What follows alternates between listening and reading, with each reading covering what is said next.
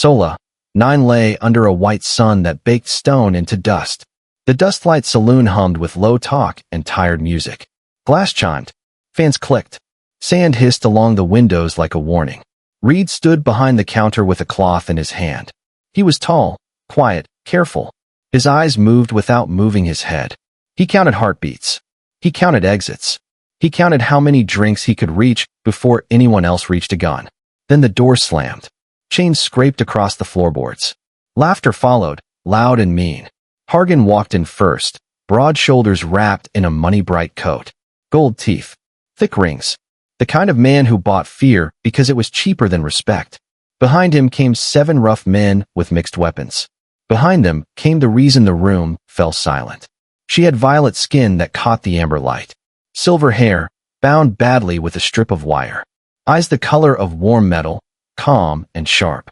A chain circled her waist and wrists. She did not pull against it. She moved with it, like a tide around a rock. How special, Hargan called, shoving the chain so she stumbled. We'll test the goods in the square. Let the town enjoy the show. Reed set the glass down. He did not raise his voice. The square belongs to everyone, he said. But this room has rules. Only rule here is credits, Hargan said. He leaned on the bar. The rings clicked like teeth. You got any? Reed's hands stayed open on the wood. Enough to keep the blood off my floor. Hargan laughed. Spittle shone on the counter. He snapped his fingers. Tables scraped. Chairs jumped. The men dragged space for a path and hauled the prisoner toward the door. Reed watched them go. He crossed to the old earth jukebox in the corner and fed it a coin.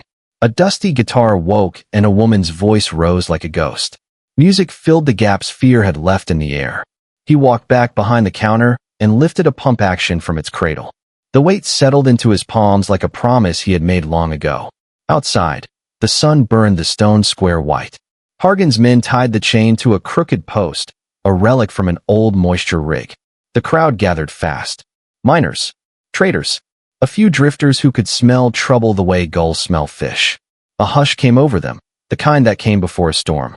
The woman's wrists twisted as they tied the last knot. Small movements, careful angles, creating slack where none should exist. Reed saw it. Most would not. Hargan turned to the crowd. First, the clothes, he shouted. Then we see how much fight she has. Reed stepped into the doorway. The sun hit the barrel and made it shine. Hargan, he said. The broker turned. He saw the weapon. He grinned anyway. You want to be a hero, barkeep? Heroes die poor. Reed spoke like he was telling the time. Violet skin. Silver hair. Alarian. Coalition law says protected transit. He racked the slide once. The sound carried. You file that check? She was stealing, Hargan snapped. Caught her red-handed. Or she let you catch her. Reed took 3 slow steps forward. Last chance. The woman's eyes met his for a heartbeat. Not fear. Not plea. A measure. A question. Do you remember? Heat shimmered. For a breath, Reed was not in the square. He was small again, 7 years old in a metal corridor full of smoke. A ship on fire. A neural weapon heavy in his hands. A cargo hold door opening. A tiny violet child gripping his wrist and warming a place in him he did not know could be warm. The memory cracked and fell away. Reed raised the shotgun. One smooth motion. He aimed at the chain, not the man. The blast tore the air. Links burst like sparks from a forge. The chain went slack. The woman moved before the echo died. Her right hand slipped free, caught a guard's wrist, and turned his weight into the ground. She flowed into the second man. Elbow. Throat. Knee. 2 more folded as if pulled by strings. 6 seconds. For bodies down. Hargan fumbled at his belt. Reed pumped once. Metal spoke. The fat man froze. I'd leave, Reed said. Hargan's grin curdled. He backed away and dragged the last of his men with him. The crowd scattered. Doors closed. Windows blinked shut. Silence fell. Only the jukebox sang. The woman rolled her shoulders. The chain slipped from her waist and kissed the dust. She looked at Reed like she already knew him. Took your time, she said. I like timing, Reed said. He lowered the gun. Drink. She lifted one brow. The faintest smile. You're buying. They walked back into the cool dim of the dust light, and the storm that had been waiting over Sola. 9 began to turn. The sun over Sola. 9 hung like a burning coin, and the square shimmered with leftover heat. The crowd had scattered, but whispers still drifted like dust in the air, stories already growing wings. Inside the dust light, the light was softer. Smoke curled lazily above the counter. Reed cleaned the shotgun before setting it back into its cradle. His hands were calm, but his pulse was still running like an old engine that wouldn't stop. The violet-skinned girl sat at the far end of the bar. Her wrists were bruised, her silver hair tangled, but her gaze stayed sharp. She didn't look afraid. She looked curious. "Name?" Reed asked. "Lyra," she said after a pause. Her voice carried a strange music, like someone speaking through memory. "And you, barkeep?" "Reed." "Reed what?" He smiled faintly. "Just Reed." Lyra traced a finger over the rim of her glass. "You shot the chain, not them." "What?" "Blood's hard to clean off wood," he said. She laughed, soft but real. "You're careful." "I like careful." Reed poured 2 drinks of earth whiskey, the real kind that cost a fortune out here. She took hers without flinching. Her reflection flickered in the mirror behind the counter, poised, still scanning every corner. A fighter's habit. He saw the small scars on her knuckles, the way she favored one side. Someone who'd been trained, not broken. "Those men," he said quietly, "won't forget what happened." "They'll try to," she said, "or die before they can." Reed leaned back against the counter. "You don't strike me as a thief." "Good," Lyra said. "Then you're half right." He waited. She didn't explain. Outside, wind carried the sound of metal clattering down empty streets. Sola 9 was a town built on secrets, mining deals, smuggling routes, and the kind of justice people serve themselves. Reed had been here long enough to know when a storm was coming, and it was close. Lyra finished her drink and looked at him again. "You're not local." "Used to be," he said. "Long time ago." She tilted her head, studying him like one might study a pattern. "Soldier?" "Something like that." Her golden eyes narrowed. "You don't forget training like that." He gave her the same look. "Neither do you." The silence between them wasn't empty. It was heavy, built from years neither wanted to talk about. Finally she stood. "Thanks for the drink. And for the shot. Where will you go?" "Wherever the next mistake takes me." She turned toward the door. "Stay off the main road," Reed said. "The brokers there don't like losing property." Lyra glanced back. "Who said I was property?" "Not me." That earned him another faint smile. "Good answer." The door opened, letting in a gust of red dust. For a moment, sunlight caught her hair, turning it to fire. Then she was gone. Reed stayed still for a long time. Then he walked to the window. The square was empty now except for the broken chain, glinting in the sand. He should have felt peace.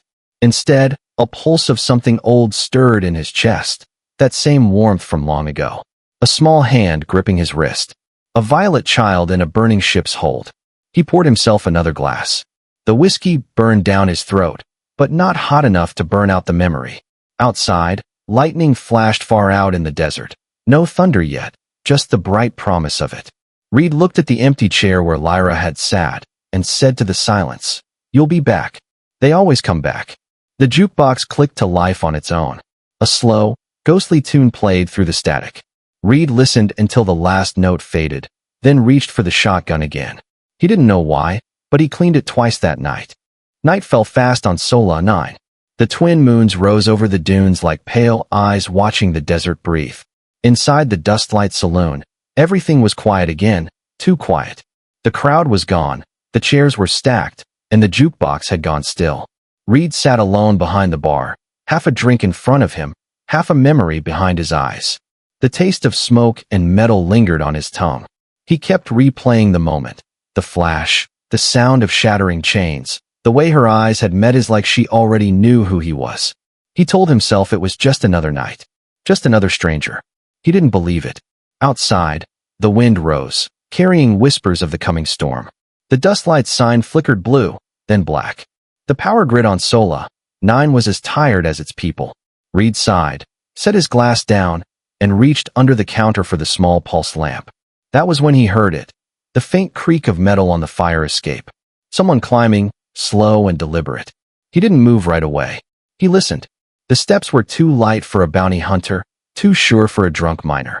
A soft thud followed, then the window latch clicked open. Reed stayed in the shadows. "Doors still work, you know," he said quietly. A familiar voice answered, low and smooth. "Doors are for people who knock." Lyra slipped through the window like smoke. She landed soundlessly, silver hair catching a trace of moonlight. Her clothes were different, dark, practical, fitted for movement. Her wrists bore new bruises. Her eyes caught his and didn't blink.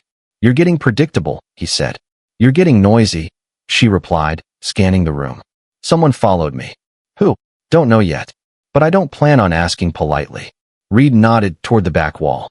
"Weapons are under the shelf." She smirked. "You keep them alphabetized too?" He didn't answer. He watched her move, quick, efficient, silent. She handled the weapons like they were part of her.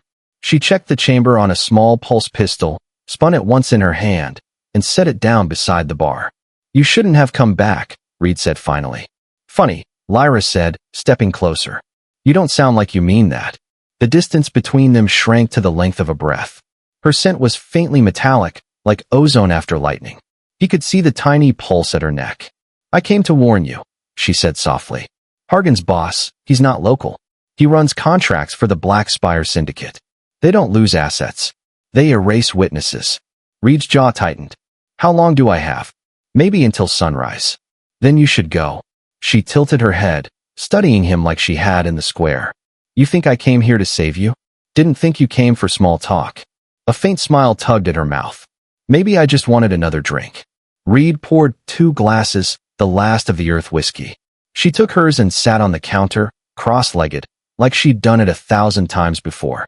"I've been in a lot of bars," she said. "They all smell like spilled dreams and old regret. But yours smells like waiting." Reed looked up from his drink. "Maybe I'm waiting for something worth staying for." She looked at him then, really looked. The sharpness in her eyes softened, just for a heartbeat. "Careful, Reed," she whispered. "You sound almost human." He smiled faintly. "Almost." Lightning flared outside, casting their shadows huge against the wall. For a moment, they looked like ghosts meeting after a long time apart. Lyra finished her drink, set the glass down gently. "They'll come through the front," she said. "They always do." Reed nodded. "Then we'll meet them there." She gave a slow nod. "You sure you still remember how?" He picked up the shotgun, checked the load, and chambered around. The sound echoed through the empty saloon like a heartbeat. "Let's find out." Lyra smiled, that dangerous, knowing smile, and drew her blade. Outside, thunder rolled over the desert, and the storm finally broke.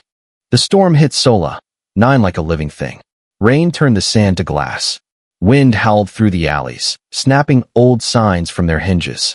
The dust lights' doors rattled on their frames, but inside, Reed and Lyra waited, still, silent, eyes fixed on the darkness beyond the windows. They didn't need words.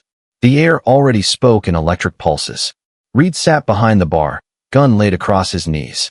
Lyra stood near the window, blade in one hand, pulse pistol in the other. Every few seconds, lightning lit her face, a flash of silver, a glint of gold in her eyes. She looked like something carved from light and shadow. Then the power cut. The dust light drowned in darkness. A soft click came from the front door. Then another. Someone trying the lock. Reed whispered, 3. Lyra closed her eyes, listening. 4. She drew a breath. Trained. Military pattern. Reed's knuckles whitened around the shotgun. Hargan couldn't afford them. "Which means," she said, "someone else paid." The door burst inward before he could answer. Figures stepped through the rain, silhouettes under the flash of lightning. Black cloaks, heavy rifles, silent formation. Not drunk mercs, professionals. The first one fired. A white pulse burned through the room. Bottles exploded behind Reed. Glass and liquor rained down. He dropped behind the counter, fired blind, 2 thunderous blasts. A scream answered him. Another figure vaulted the counter, fast, enhanced reflexes. Reed barely rolled aside as a knife split the space where his head had been. They crashed together, grappling in the dark. The man was stronger. Augmented. Reed felt fingers closing around his throat, pressing, tightening. He struck low, knee to ribs. The sound was wet. The grip didn't break. Black dots bloomed at the edges of his vision. Then the pressure vanished. Reed sucked in air, coughing, blinking through the dim. The attacker was on the floor, blood spilling from a neat line across his throat. Lyra stood over him, blade dripping. "You're welcome," she said softly. "Didn't doubt you," Reed rasped. "Good," she said. "Because we're not done." The next shot came through the window. She moved before it landed, tackling him to the ground as glass burst above them. Sparks danced across the floorboards. "To left," she said, eyes hard. "You take left." They split wordlessly. Reed reloaded, the rhythm automatic. He rose behind the counter as another flash lit the room, and fired. The man at the doorway jerked back, armor no match for old Earth steel. Lyra vanished into the rain. The last attacker followed, foolishly. The fight outside lasted 3 seconds. A scream, then silence. When she returned, her blade was clean again. Only the rain had washed it. "Efficient," Reed said. She shrugged. "Habit." The storm's edge began to move on. The dust lights smelled of ozone and whiskey.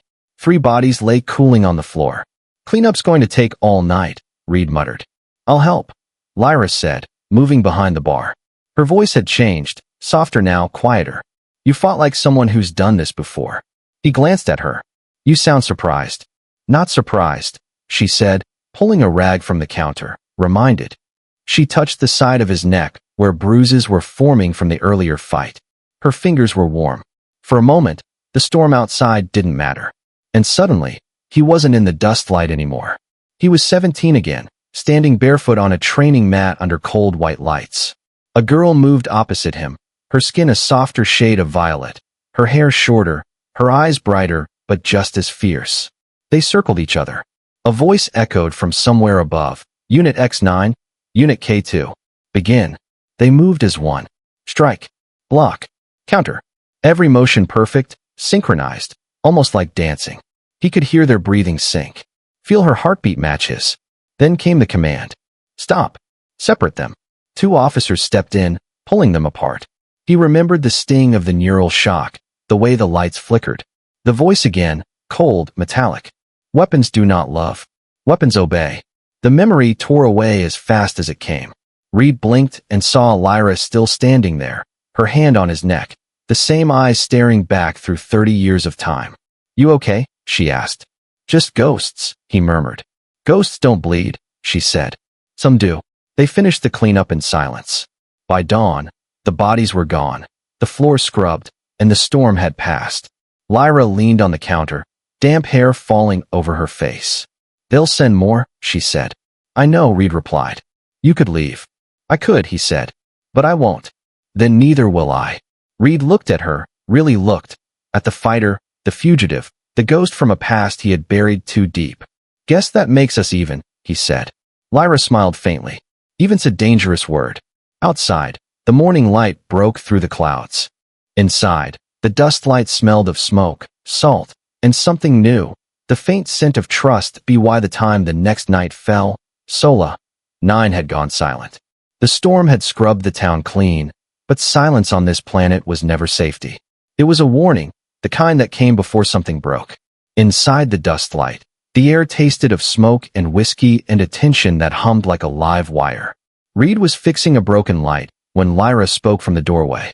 "They're watching," she said simply. He didn't ask who. He already knew. Through the corner window, he could see movement in the shadows, too steady for locals. Off-world optics. Military pacing. The kind that didn't blink. Reed leaned against the bar. "How close?"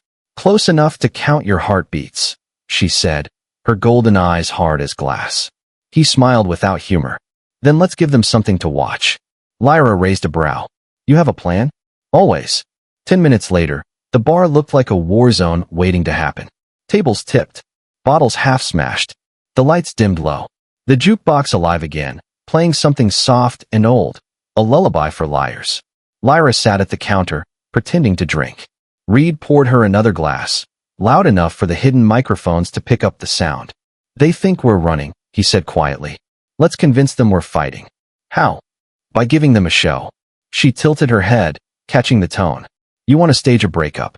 "Something like that," Reed said, lips barely moving. Loud, violent, and convincing. Lyra's smile was slow, dangerous. "You always were a little theatrical." He met her gaze. "You always made it look real." The moment stretched between them, an old rhythm, something familiar and painful. Then she whispered, "Make it believable." Reed nodded once. He slammed a glass against the wall. It shattered, echoing like thunder. "You set me up," he shouted, voice sharp enough for every listener outside to hear. Lyra stood, eyes flashing. You're the one who brought them here, not me. Liar. She hurled a bottle across the bar. It burst near his shoulder, spraying amber over his shirt. He ducked low, came up fast, catching her wrist. She twisted free, slammed her palm into his chest, sending him stumbling back. To anyone watching through hidden lenses, it was chaos. Betrayal. Violence. But each strike missed by inches. Each fall was timed. It was a dance disguised as destruction. Reed threw her into a table. She rolled with the motion, grabbed a chair, swung it at his head. He ducked again, brought up his arm, blocked. Wood splintered. Sparks flew from the jukebox. She kicked his knee. He caught her leg. Their faces were close, too close. Breathless, angry, alive. You're enjoying this, she hissed under her breath. You started it, he murmured back. Not yet, she said, and elbowed him in the ribs hard enough to bruise. He grunted, dropped her leg, and fired a blank shot into the ceiling. Plaster rained down. The watchers outside would see the smoke and think blood. Lyra staggered back, panting, one hand on her cheek smeared with fake crimson from a burst capsule she'd palmed earlier. This isn't over, she shouted. Never is, he growled. She stormed toward the door, slamming it open so hard it cracked the frame. Her boots splashed into the puddles outside, disappearing into the stormlight. Silence fell again. The bar was wrecked. The floor slick with whiskey and rainwater.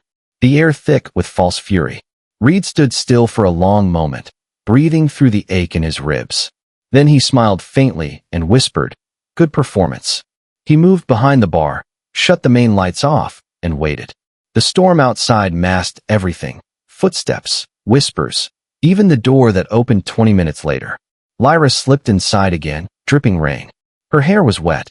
Her face was clean. You hit me harder than I expected, Reed said. You ducked slower than I expected, she replied. They shared a look, half laughter, half exhaustion. You think they bought it? She asked. They're already reporting to someone, he said. That's all we needed. Lyra walked to him, close enough for him to feel the heat radiating off her skin. You know what this means, right? Yeah, he said quietly. We're ghosts now. She studied his face, then touched the fresh bruise on his jaw with gentle fingers. You've done this before. Too many times. Lyra exhaled, almost a laugh, almost a sigh. Then let's make this one count. He poured them both another drink. No words, no toasts. Just the soft clink of glass in the half-dark. Outside, unseen eyes watched the broken bar and the data feeds of what looked like betrayal. Inside, two fugitives sat shoulder to shoulder, still breathing, still waiting. When the jukebox flickered back to life, it played the same song it had the night they first met. A quiet tune about home, something neither of them had ever truly known. Reed looked over at her and said softly, "Tomorrow, we stop pretending." Lyra smiled, her voice barely more than a whisper. "Tomorrow, we run." Dawn on Sola, 9 came blood red. The sun clawed its way over the horizon, painting the desert in the color of war. The Dustlight Saloon stood silent in the storm's aftermath, windows broken, floor stained, air thick with dust and secrets. Reed sat at the bar, coffee cooling in his hand. The jukebox was dead. The clock above it ticked too loud. Every sound was a countdown. Lyra stood by the doorway, watching the street through a crack in the shutters. "They're here," she said. "How many?" Reed asked without turning. "Too many to count." "Then we don't need to count," he said, setting the cup down. Outside, engines growled. A convoy of black transports rolled into the square. Their landing thrusters kicked up red dust that turned the morning into smoke. Doors hissed open, and soldiers spilled out in silent formation, helmets sealed, armor matte black, rifles raised. They weren't bounty hunters. They were government. And the man who stepped out after them confirmed it. Director Vance. Tall, sharp as a blade. Silver hair combed back, eyes the color of cold glass. The kind of man who made authority look easy. He didn't shout orders. He didn't need to. His soldiers moved like clockwork around him, sealing off exits, aiming at windows. He walked forward alone, perfectly calm, perfectly sure. He stopped in front of the bar and spoke through the open door. "Good morning, X9. Reed flinched at the name. It had been buried for decades, sealed behind walls of memory and time. He didn't look up. "You've got the wrong man." Vance smiled. "I never have the wrong man." Lyra's hand brushed the grip of her weapon. "He brought a small army," she murmured. "They always do," Reed said. Means they're scared. Vance stepped inside, brushing dust from his coat. You've been busy, he said, glancing around the ruined saloon. Sloppy, but entertaining. The fake fight, the blood capsules, the missing bodies, classic field deception. It almost fooled my analysts. Reed finally met his eyes. Almost, Vance agreed. But you forget who trained you. Lyra moved closer to Reed's side. Her voice was low. He's stalling. I know, Reed said. He likes to talk before he kills. The director chuckled. Kill you? No. That would ruin my experiment. Reed's grip tightened on the shotgun. Experiment? Yes, Vance said. You two were the proof of concept. Two perfect soldiers designed to connect. Not emotionally, but chemically. Neural synchronization. Combat empathy. When paired, your efficiency multiplied sixfold. When separated, your aggression spiked. Beautiful data. Lyra's eyes darkened. You're lying. Am I? Vance gestured toward her. Tell me, do you dream of him? Do you remember things that were supposed to be erased? Every encounter, every forbidden contact. I allowed all of it. I wanted to see what love would do to a weapon. Reed's voice went low. And what did you find? That love makes soldiers unpredictable, Vance said softly. But unpredictable things can be useful too, until they start rewriting their orders. Lyra's fingers trembled. We were never people to you. Just prototypes. Not just prototypes, Vance said gently. My finest work. Reed raised the shotgun slightly. Then you'll die proud. Or, Vance said, you can come back. Both of you. The program is still active. You can have purpose again. Power. Peace. Lyra laughed, bitter and sharp. You're offering peace with a leash. Vance sighed, checked his watch. 30 seconds before my men open fire. You have that long to decide who shoots first. Reed looked at Lyra. She looked back. Years of buried memories passed between them without a word. Training rooms. Blood. A child's golden eyes in a burning ship. The sound of each other's heartbeats through static-filled comms. 20 seconds, Vance said. Reed smiled faintly. You always did love your countdowns. Lyra touched his hand. You trust me. Always. Then follow my lead. At 10 seconds, Lyra raised her pistol. To anyone watching, it looked like betrayal. Her aim locked on Reed's chest. Vance smiled, satisfied. Finally, you understand. But then Lyra said, softly, duck. Reed dropped. Her first shot hit the whiskey shelves behind him. Not a miss, a signal. The glass exploded into a glittering wall of flame as alcohol caught the spark. Reed rolled behind the counter, grabbed the detonator hidden beneath the floorboards, and pressed it. The bar roared upward. The explosion swallowed the square in fire. Soldiers were thrown like leaves in a storm. Smoke filled the air, thick and red. Lyra leapt through the chaos, covering Reed as he sprinted for the cellar hatch. They dove into the tunnels below just as the floor caved in behind them. In the square above, Vance stood untouched, dust settling over his shoulders like ash. His soldiers regrouped, dazed but alive. He watched the flames rising from the dust light, then smiled faintly. Predictable, he murmured. Always choosing each other. But when he looked down, he found something strange among the debris. A burned note pinned under a piece of shattered glass. It was written in messy handwriting. Love isn't your experiment. It's your failure. For the first time in years, the director laughed, a low, hollow sound swallowed by the smoke.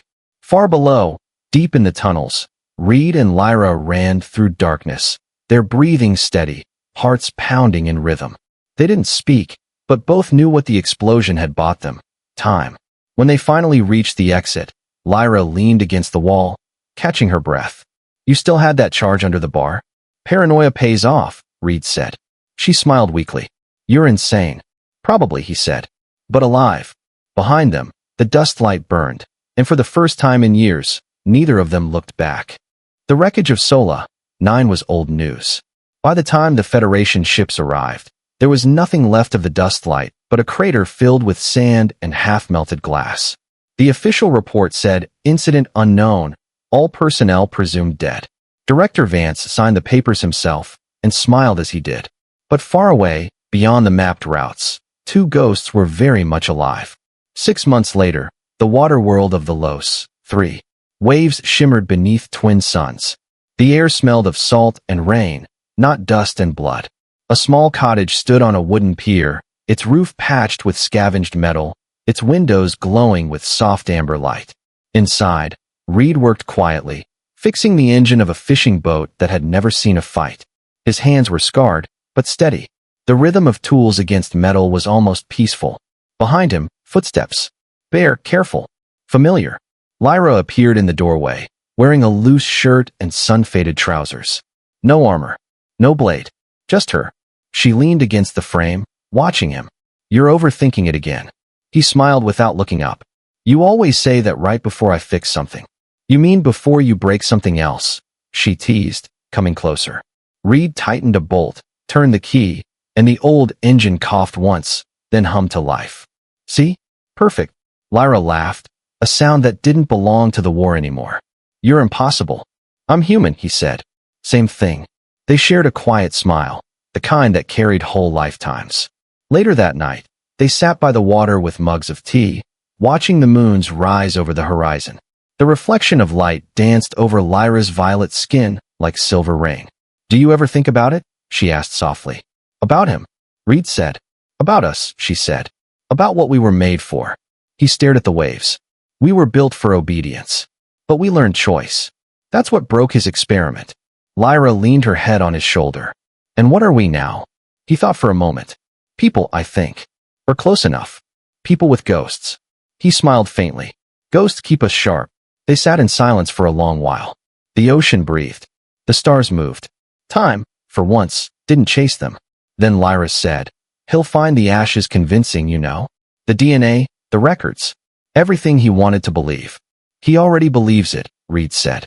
"He built gods, but never understood faith. He has to think we're gone. And if he doesn't?" Reed turned to her, brushing a strand of silver hair from her face. "Then he'll come. And we'll be ready. But until then." She kissed him, slow, quiet, unhurried. For the first time in their lives, neither of them was pretending.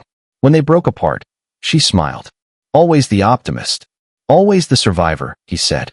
3 months later, classified transmission. Deep in a Federation archive, Director Vance sat in his office, staring at a dark monitor. A blinking icon pulsed in the corner. Automated data feed, SOLA, 9 reconstruction drone. He opened it lazily, expecting nothing. The feed showed static. Then, a single frame of footage. 2 figures walking along a beach. One human, one violet-skinned, holding hands. The signal cut. Vance froze, staring at the screen. Then he laughed quietly, a sound almost like admiration. "Of course," he whispered. "You were never my failures. You were my proof." He closed the file, locked it, and deleted the backup. Then, for reasons he couldn't explain, he poured himself a glass of whiskey, the old earth kind, and raised it to the empty air. "To my children," he murmured. "May you outrun me forever." Back on the Los 3. The wind rose over the sea. Reed sat on the dock, repairing a net, while Lyra skimmed her hand over the water, watching glowing plankton light her skin. "You hear that?" she asked. "The waves?"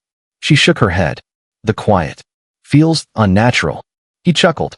"That's peace. You'll get used to it." "Maybe," she said, glancing toward the horizon where lightning flickered faintly behind dark clouds.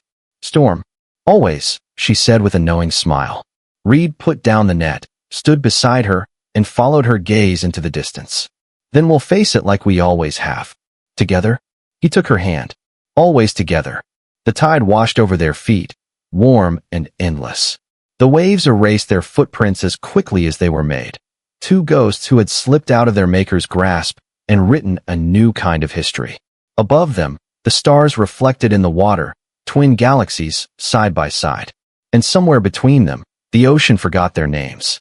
But the universe never would.